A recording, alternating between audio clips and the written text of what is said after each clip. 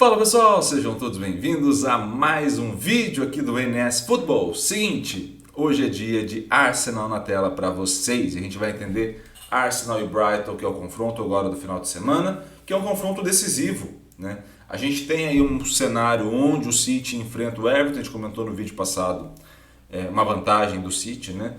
Contra uma equipe que está na parte de baixo da tabela, ali nas últimas colocações, né? Tá nas últimas 5 colocações ali da tabela. E a gente tem agora o Arsenal enfrentando um Brighton que está muito bem, né? Para o nível de investimento do Brighton e para as coisas como foram organizadas, o Brighton é uma equipe muito bem organizada. E nesse cenário a gente vai precisar entender o que de fato vai interferir nesse jogo, tá? E os diferentes cenários. Então vamos lá para a tela que vocês tanto gostam. Então vamos, seguinte, temos um Arsenal com overall 60, Brighton overall 51, tá? Nesse cenário, a gente pode entender uma possibilidade de um gol de diferença para a equipe do Arsenal como resultado mais provável. Então, esse é o primeiro ponto que a gente vai colocar. O resultado mais provável é que haja uma vitória da equipe do Arsenal por um gol de diferença. Onde está justificável isso? Tá? O Arsenal tem pouquíssima mais posse de bola na média do que o próprio Brighton. Então, você olhando esses dois cenários, é um jogo muito equilibrado na posse da bola. Tende a ser um jogo que vai se desequilibrar nas taxas de conversão. O Arsenal consegue, como mandante, contra um Brighton como visitante, encontrar mais finalizações, ou seja, converter mais as ações de passe para chute. Quando consegue converter, finaliza mais certo ao gol. E ao finalizar mais certo, você tem uma taxa de conversão maior de chute para gol. Tá? Então, nesse ponto, você acaba tendo essa organização feita, né? Onde você pode parecer no primeiro momento que as coisas estão de igual para igual, mas o Arsenal vai lá e faz 1-0. Tá? Vai lá e faz um gol de diferença. Então esse ponto é central para a gente entender. É um Arsenal que tem um perfil muito parecido com esse Brighton, a taxa de recuperação é muito próxima, a velocidade de recuperação é muito próxima, o bloqueio é muito próximo, ou seja, as ações que estão ali organizando a equipe, que você vai ver em maior número, são muito próximas. O que vai diferenciar? A conversão para chute e depois a conversão para gol e as ações do goleiro do Ramsdale, que é melhor nesse cenário, acaba interferindo mais vezes favorável à equipe do Arsenal em grande parte das partidas. Então assim, você tem um cenário favorável à equipe do Arsenal e tem um cenário onde a gente pode observar um jogo mais equilibrado em termos visuais do jogo, mas que tende a ter os pontos centrais desse jogo uma vantagem para a equipe do Arsenal. Tá? Esse é o primeiro cenário que a gente vai analisar. Um segundo cenário que a gente vai analisar é no entendimento pela equipe, ou seja, eu tenho casa e fora, mas tenho o nível dessas equipes que eu vou enfrentar.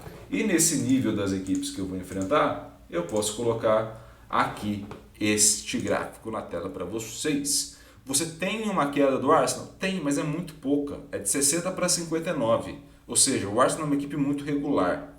O que vai modificar? Vai modificar que o Brighton tem uma queda muito grande. Essa queda do Brighton acentuada está relacionada diretamente a uma queda nessa posse da bola. Então, ou seja, eu vou jogar contra as equipes de primeiro nível, eu fico sem a posse. Isso acaba gerando muita pouca finalização para mim. Ao gerar muita pouca finalização, por mais que eu tenha uma taxa de conversão muito melhor do que o meu adversário, que é o caso, eu tenho dificuldade em converter porque eu chuto pouco. Basicamente é isso. Então, chutando pouco, eu acabo não convertendo tanto, né? Ou acabo não gerando um número de gols tão interessantes quanto eu poderia estar gerando. Nesse cenário que a gente está pegando, nesse ponto que a gente está observando, você tem, de novo, um aumento da vantagem para a equipe mandante, ou seja, o Arsenal aumenta para quase 2 gols a sua vantagem. Então a gente, analisando esse jogo, percebam como o Brighton tem pontos positivos nos dois cenários, seja na taxa de conversão nesse segundo ou num jogo mais equilibrado no primeiro cenário. E aí você tem um misto desses dois com uma possibilidade de dificuldade para a equipe do Arsenal, que é uma equipe que joga muito padronizada. Uma equipe muito bem organizada. E para a gente observar essa equipe bem organizada, vou colocar na tela aqui para vocês, a gente vai observar um outro gráfico que a gente tem aqui, tá? E aí eu vou pedir que vocês observem esse gráfico, que é o seguinte. Quando a gente tem, vou dar um zoom aqui, eu acho que a tela não ficou tão boa para vocês, né? Quando a gente tem uma equipe como a equipe do Arsenal, você tem as seguintes situações. Isso daqui são o overall, tá? Aqui a gente está falando do overall das duas equipes. Esse é o overall só da equipe do Arsenal por diferentes cenários. O que vocês podem perceber? Que, primeiro, a margem entre a margem inferior e superior é curtinha, ou seja, a equipe não varia. Ela varia muito pouco. Jogando como mandante ou visitante é só 5 pontos, ou seja, cai 5 pontos. Esse é o efeito do mando de campo. Eu tenho overall 60, vai para 55.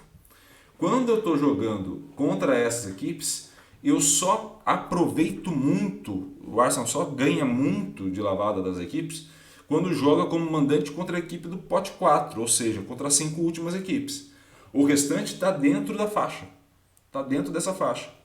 E quando essa equipe vai enfrentar fora de casa, eu só tenho uma saída também dessa faixa de controle contra as equipes do pote 1, ou seja, contra as 5 primeiras jogando fora de casa.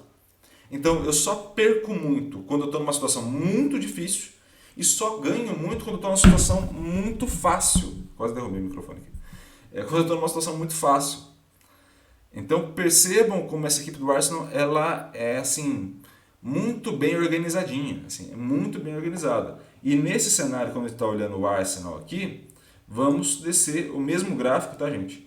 Para a equipe do Brighton. A equipe do Brighton vai ter uma distância maior, ou seja, ela vai variar um pouco mais, ela vai variar o seu estilo de jogo conforme a equipe adversária em muitas situações. Então eu tenho de 57 para 51, esse é o efeito do mando de jogo para essa equipe, né? O overall sai de 57 vai para 51, e eu tenho nesse ponto um Brighton equilibrado contra essas grandes equipes como mandante, onde ele vai se aproveitar muito das equipes do pote 3, e aí ele dispara nesse sentido. Mas eu tenho um Brighton que tem uma queda de desempenho jogando fora de casa contra as grandes equipes, né, as 10 primeiras equipes, mas ele consegue recuperar contra o restante ali, contra as equipes da 11ª à 20ª colocação. Ou seja, ele vai variando um pouco mais. É uma equipe menos regular ou uma equipe que vai conseguir se adaptar um pouco melhor, ou pelo menos mostrar comportamentos diferentes em cenários diferentes. O que isso significa para um analista de desempenho? O que isso significa para a análise desse jogo? Se o Brighton conseguir equilibrar a posse da bola com uma taxa de conversão parecida com aquela, né, que a gente viu no segundo cenário, a gente pode observar um jogo muito complicado para a equipe do Arsenal. Muito complicado. Onde essa equipe do Brighton tende a ser muito interessante jogando. Se o jogo tender para um desses dois cenários, o Arsenal tende a vencer com facilidade, assim, com mais tranquilidade, um gol de diferença ou dois. Mas é muito provável que a gente esteja observando coisas que a comissão técnica das duas equipes esteja observando também.